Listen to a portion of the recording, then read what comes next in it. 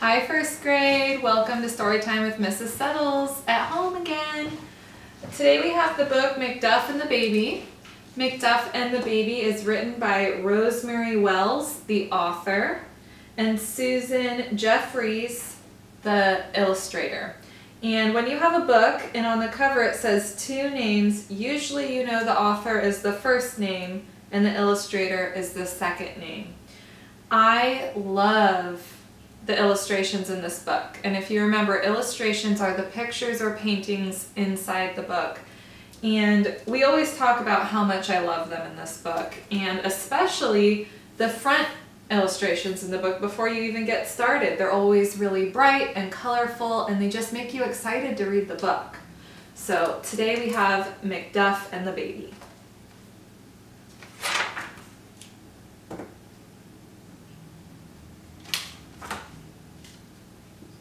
Every night, McDuff slept on his very own soft blanket right at the foot of Lucy and Fred's bed.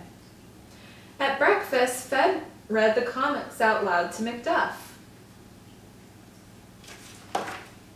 In the afternoon, Lucy walked McDuff in the woods where he could smell skunk trails in the leaves. After supper, they all sat on the sofa together and listened to music from the stars on the radio. Every day, in every way, McDuff was happy. I can tell just from these first couple pages in the book that McDuff's owners must really love him. They spend a lot of time with him and make sure they do all the things that make him happy. But one day, a stranger arrived. It was a baby. The baby kept Lucy and Fred hopping along all day. There was no time to read the morning comics out loud. The carriage would not roll on the woodland path, so they had to walk on the street. All the neighbors admired the new baby. What do you think McDuff is thinking on this page?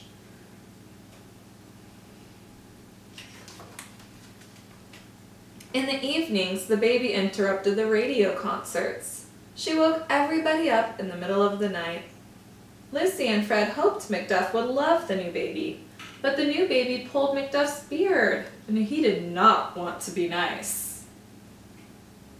I could imagine being in McDuff's place if all of a sudden my whole world changed a little bit and there was a little baby always pulling at my hair on my dog face. McDuff growled at the baby from across the room. The baby just laughed. McDuff gave the baby terrible squinting looks. The baby didn't mind at all.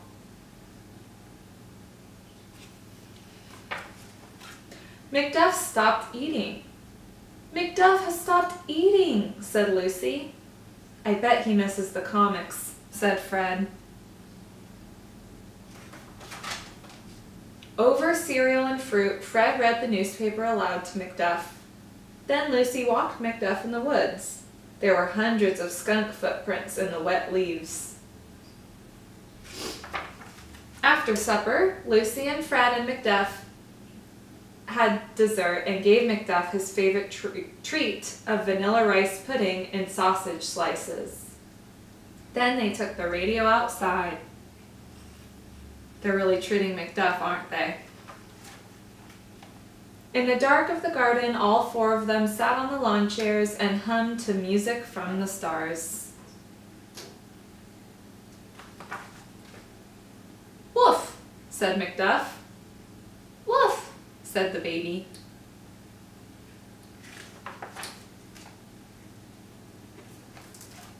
I think McDuff and the Baby is a book that teaches us that when things change in life, there are ways to work around it, and there are ways for us all to be happy with one another and to be able to find some peace. So I hope you enjoyed Storytime with Mrs. Settles today from home, and I miss you so much. Bye, first grade.